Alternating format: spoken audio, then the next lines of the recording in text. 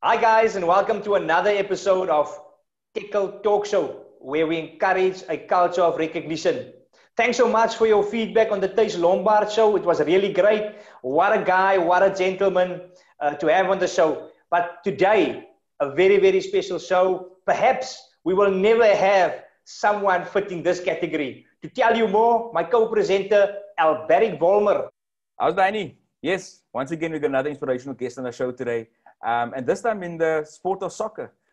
He's a freestyle footballer. He's traveled the world. To tell you all about it, let's welcome Khris Njokwana. Welcome, Khris. How are you doing? Thank you so much for having me. I'm good. How are you? Good, good, good. I'm glad to have you on the show, man. Oh, finally. Khris, let's get straight into it. You're a man with many talents and skills. What sparked those interests growing up? At an early age, my fondest memory was receiving a soccer ball every Christmas. So my mother's a domestic worker, and her boss, Maggie Walsh, used to present her with, my siblings, and I just give her different presents. And with me, it was a soccer ball, because I knew every Christmas up until age 12. If there was something round and with the wrapped around, I knew it was a soccer ball. So that's my fondest memory from like the age of 5 to like 12. And, throughout my years, obviously being a township boy, a South African boy who loves football, always played football. Fast forward to university, that's when the love really started with, especially with freestyle football. Great, man. Khris, you also have some interest in graphic designing, and as a freestyle footballer, you obviously need some creative thinking. How do you blend the two, and how do you strike the balance between the design side and obviously being a freestyle footballer? Like you said, it goes hand in hand, the creative side of the brain, always working on overdrive. Yeah. Especially nowadays, we're on social media. With me now, I don't need to source out and look out for people that are going to do a website for me, are going to design my page, are going to all of that. I do it by myself, and the videos that I edit. So graphic design has definitely helped and shaped, what I've been doing for the past couple of years, especially with the football. So yeah, I marry those two quite a bit. Oh, great. Khris, I mean, your soft skills is based on hours of training, and you've obviously done that for many years. Yeah. What motivated you to become a freestyle footballer? I think it was in 2001. Came across the internet, and I used to watch a lot of Mr. Who. So Mr. Who is a famous legend in freestyles from South Korea. He's got multiple world records also, like keeping up the ball and stuff. And he used to do halftime shows, like when international teams used to play that side in Asia. And what motivated me with that is that I wrote a letter to Ajax. I think the first game I ever did live was Wits University versus Ajax at Newton Stadium. And I wrote to a lady there, and I can't remember her name, to ask if I could do a halftime show. And I did it in front of like 80, 100 people. Lots of mistakes in the first show, very nervous. And then she also wasn't sure if I was going to come back for the next match, because the next match was a big one. It was Ajax versus Paris on a Wednesday. I think Ajax ended up winning 3-0. And it was a packed crowd in Newton Stadium. And from there, I just made sure that I'm not going to drop the ball. I'm going to, do as best as I can. And yeah, so the motivation came from Mr. Who, and it came from me not wanting to mess up at matches, and came also from Professor Ngobani, who's a South African legend. He played for Devon Bushbucks and used to do tricks. And he came to my township once at the township in Langa, and he did this trick. And it was like this 50-year-old man doing these tricks, and there were people around him. And I thought, no, man, if such an old guy can do this, I can also do this, And the love just fell from there. So the big motivation was Mr. Who and Professor Ngobane. Love it. Lovely. Khris, you know, like all things in life, or many things in life, it doesn't come easy, you know. You had to face challenges in life. You had to overcome obstacles. Please share your story in terms of where you come from, and obviously what obstacles did you obviously had to overcome to become a Guinness World Record holder. It's so weird because yesterday I was talking about I can't really say now, but there's a play on my life that I'm doing. It's called Pigskin. It just details the whole my journey. But many obstacles that I faced was, you know, as a Xhosa man from Langa, it's always deemed, like in my culture, that if you're a man and you're old, you can't play around on the street with a soccer ball, just like, you know what I mean? So I would wake up early in the morning at like 5:30, 6 every day without fail, just practicing and honing my skills. And wow. I remember there's a lady from next door who always used to give me, you know, backlash for playing on the street. And if there's cars are coming, I wouldn't see the cars from behind if I'm doing like sit downs or whatever. People who hoot and just like, they didn't see my vision, I guess.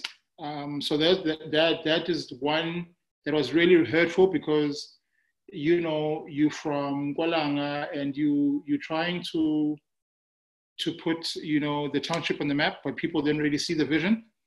The other one was when, you know, I was at Pentec. There, it was really, really a struggle. I enjoyed my life studying graphics, but like as Albert could know, that it was very difficult until like we had to have money for mounting boards. You had to have money for a computer if you didn't have a computer at home. So most of the nights will be spent at the lab, just sleeping overnight. I played basketball and I played football, and I couldn't afford most of the stuff, the equipment that is needed for graphic design. You know, so what I used to do is I used to collect empty bottles at New Res or Freedom Square, which was the res there at inside the university. And I used to collect empty bottles and I used to sell them, right, at the canteen. And then I used to take that money. At that time, I think going to Belleville from UWC Pentec was like $250. And I used to travel with my ball. And is it Middlestad Mall? I forgot what's the name of the mall in Belleville. But I would be there by the taxi rank and then I'll be, you know, that's where I like started basking, and I'll make a little bit of money so that I could afford I could afford to buy a little bit of food and then there. So I had this square pan in my room. That's the only utensil I had. And seeing that I couldn't afford fish oil and olive oil and cooking water, I used to have Johnson & Johnson baby powder. So not baby powder, sorry, Johnson & Johnson oil. And I used to sprinkle it on that pan. And so my delicacy that time would be like onion rings, fried on baby oil. And then I would like put it in between bread and I would eat that. This happened for a good 2 years, my second and third year, I think. But I knew, man, the motivation, or I knew what I wanted. I knew that it will never end like that. And I knew in a couple of years' time, when I was out of university, I was going to make something of myself. So that was the biggest motivation, I guess. Yeah. Khris, I mean, yeah, you've got a very inspirational story from your beginnings to where you are now today. And what makes it so special is the fact that you've been able to travel the world, you know, exhibiting your skills. What was your toughest competition that you took part in?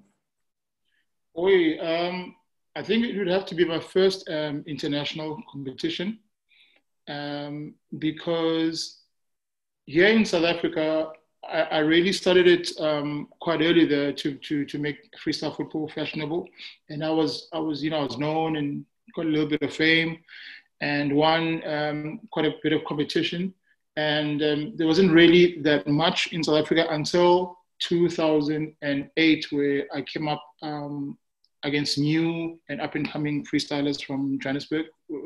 Those guys are really, really good. But then, like I said, now the toughest one was the one in 2008 when I won the South African national title. And then I went to Sao Paulo in Brazil for the first time. So nobody knew me there. And there was 40 other guys from around the world. And I was the only one from the African continent. So I was representing South Africa and the continent. And in order to make it to the final night where everything is aired and you get judged by Bebeto, there were Crazy Legs from New York, all these big celebrities that side. So I was starstruck seeing those guys, one. And two, nobody knew who I was. So that's a little bit of an advantage. And I managed to qualify for the top 16. And I did quite well. My dream was always to be top 10 in the world. And to make it that far. And that was like the most toughest for me, but also fulfilling. Great. Now, Khris, what we will get into your accolades now. What a lot of people don't know, you are actually very, very good in what you do in terms of freestyle footballing. To get to the top in any sport, you need the backing of big brands, some support. You have the sponsors of Adidas and Red Bull in your corner. What role do they play in your quest in getting to the top of your sport? Yeah, I mean, especially when I started, I want to pick up Red Bull a lot because most of the countries that I've traveled around the world is through them.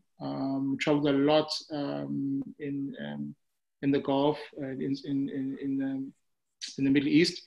Is through Red Bull because obviously when you go to these competitions and you need a little bit of funding, it's not cheap. And also at the beginning, just before the Confed Cup and the World Cup, Adidas were really, helping with, your latest soccer balls and your latest gear. So those two companies really, really helped a lot. And there's also been others along the way.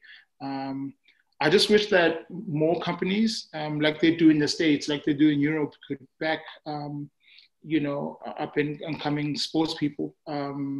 Because it's really needed. I mean, all your Olympians, if you look at sports like your hockey, if you look at like your swimmers, they also got these backings from companies that will, really, really help young people to travel the world, to make a little bit of money, and to make that journey just a little bit easier. For sure.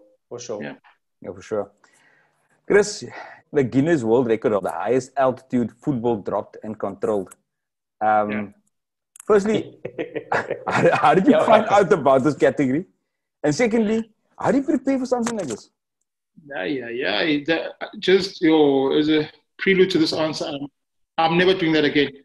I'm never attempting that record again. This is the most stressful thing ever. So there's a friend of mine, Kolisa Rogers.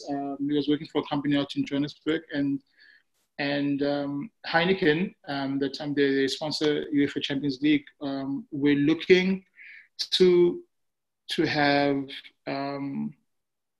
a footballer or a person that could attempt this record. It was Share the Drama. That was like 2 years ago, yeah.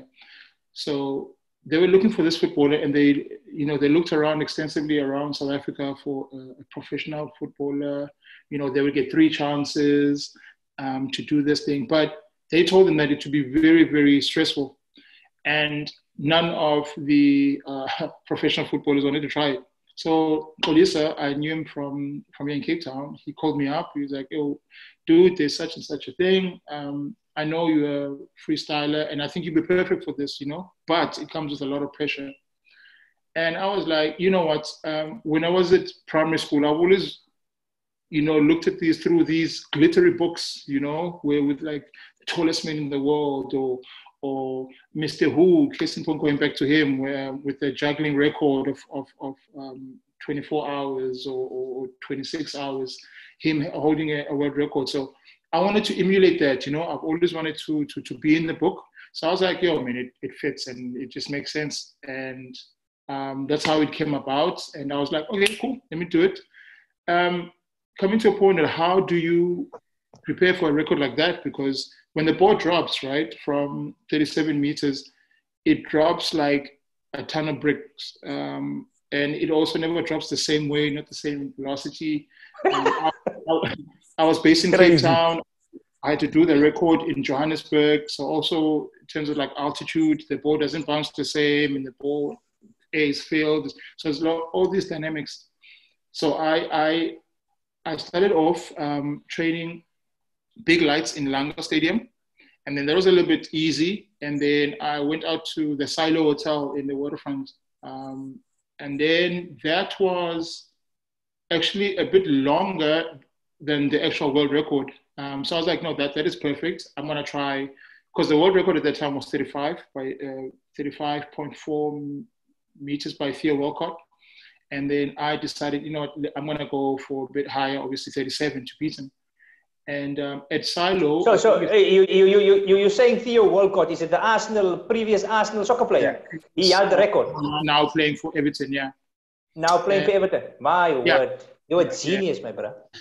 So at the Silo Hotel, which is like, it's like 38, 39 meters. And it was really, really tough, but I got it a couple of times. And this was probably like 2 days for the world record. And then I attempted it. And the company that, wanted me to actually do the record, they were very, very skeptical at first. I would also be, because obviously no one has ever done such a record. And I really played it cool, but the anxiety, and it wasn't depression at that time, but it's kind of like, it was, just like lots of anxiety, because now you represent the country, you don't want to disappoint your friend that had faith in you, not just for the company. You don't want to disappoint all the brands that are behind you. Had I not done the record, no one would have known about the record. Yeah, so that's why I'm saying I'll never attempt that again. I wish somebody else can attempt it just to see how difficult it was. But now just take our viewers through this now, because, we read up about what you did. Just explain to me what happened. The actual world record they attend was at Johannesburg Stadium. And they hired a crane, right, that you can adjust, obviously, the height. And you must have a surveyor, you must have a FIFA-recognized referee that's going to check the pressure of the ball and also verify the height. You need an adjudicator. So there's a guy who flew down from Guinness World Record from London. He flew down just for the record. So he landed on the morning of the record, which was going to be at 9 a.m. and then flew in the evening. So you can imagine the amount of pressure that, I didn't want to waste people's time. So you get three attempts. You get 3 attempts only. The ball obviously drops, and you can control every part of the body, obviously not using your hands. And you must tap it 5 times, and that's considered a world record. So I went for the official record. They dropped it for the first time on this crane. When you look up, you see a little pebble or a little stone or a little marble, and they dropped the ball, and it hit my knee. All the times that I had been, training for this before, the ball would just go sideways and just hit like 10 meters or 5 meters the other way. But I felt really confident. I felt okay. I wouldn't say good. I felt a little bit of confidence, because now it hit me on my person, it hit me on my body. That's the first one. And then the second attempt came, and then it hit my chest, hit my knee, and then it flew the other way. So now I only had one more attempt. And it's so funny, because in my head, the campaign was #ShareTheDrama. So it was always like in my mind, like, if I dropped this now, I would have messed up. And I didn't even, they said I could take my time, like 5 minutes, and compose myself. I was like, no. Yeah. 2 seconds later, I told the guy to drop the ball again. As it dropped, so the drop, it takes about, how many seconds? It probably takes about 2 seconds to drop, but it felt like a lifetime, it felt like it's a lifetime, but also it felt so quick. I don't know, it's weird to explain, because my body was just rushing, and I'm also looking up, The ball dropped. It hit my knee, went up, and I could hear people screaming. And then I just ran after the ball, caught it a couple of times, and then the record was there. So on the last attempt, fantastic. I got it. Just goosebumps even thinking about it now. Yeah. But just to add to that, I mean, you had to tap the ball 5 times, but you went down. You did some tricks with it as well, which is a nice way to sign it off, man. No, that's great, fantastic. Yeah. Brilliant. Nah, you're a legend, my friend. You're a legend. Khris, listen, as a freestyle footballer, let's chat some soccer. Obviously, you must be some soccer fanatic as well. You have a favorite local soccer team or international soccer team? Who do you support? So I support 2 teams, obviously locally and obviously overseas. So I'm a Cape Town boy, so IX Cape Town. I love what they do. They with the youth, and always playing the youth, and always playing, obviously giving a chance to young township boys, being from Mitchell's playing, Bella, Langa, Kailicha, just to give, young ones opportunity to earn and also be famous and to also, travel. And then overseas, so I travel quite a bit, and on my birthday, I used to go to the Benabao, so we used to watch them every August 11th. So Real Madrid has really got a, space in my heart. I love Real Madrid. I'm not going to be like, in England, I support Manchester. And no, you can only, one team. Yeah. Great, man. No, great stuff, man. Khris, let me ask the big question. What's next for Khris Njokwana? Oh, my man. Like I said earlier, there's a play. It's going to be something very.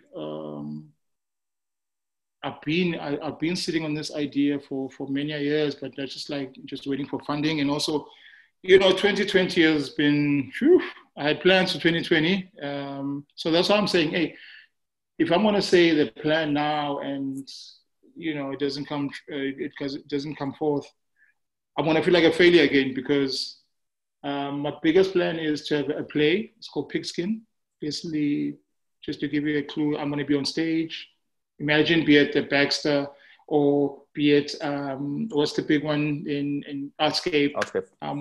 So basically telling my story using a soccer ball. So my soccer ball, when I'm narrating my story, I'm always going to have the soccer ball in my because the soccer ball has basically made my life. I am what I am today because of football from the age of 5 when I first got the ball as a Christmas present. So it's telling a story using a soccer ball. Like other people will tell the story using a pen, other people tell the story using video. So I'm going to be telling my story using a soccer ball. Very excited. And the other one, obviously, I want to have another world record. Most probably. I wanna do 48 hours doing keepy ups. Wow. Okay, we're gonna be there. We're gonna be there backing you all the way. We're gonna document it. I've already done 8 hours during this lockdown in May. So I was doing a charity for essential care workers in the UK, and I already done that attendance like 8 hours, and then I stopped at 8 hours. So yeah. Wow. Khris, you really have an amazing story. I'm really inspired. For the youngsters, the youth out there that want to be like Khris, the freestyle footballer, what is your message of inspiration to them? Basically, if a boy from Langa Township can meet the Prince of Saudi Arabia, can be friends with the George Weah, I mean, you can do way, way better. I always look at the story of Trevor Noah. To be where he is at the moment, nobody ever envisioned or thought that he could get there. So, especially this day and time, I mean, anyone can do anything basically. Be Elon Musk with it if you have to. Fantastic, Khris. Khris, we've said it now a few times already. You have an amazing story, and your dedication, and it's just an inspiration to many others.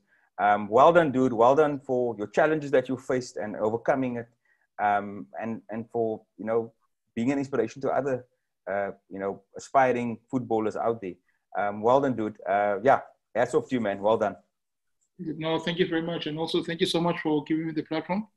I know this year has not been easy. It's not going to get easy, but, God's grace, anything is possible, you know what I mean?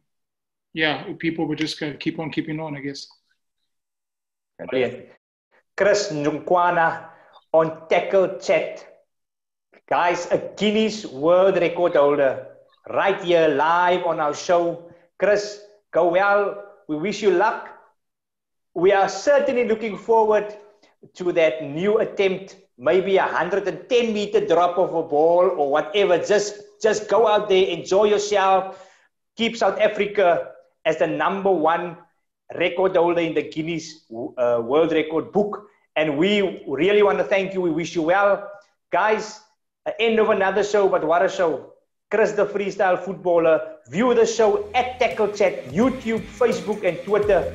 Check me doing freestyle footballing on this show. Next time, guys. Cheers.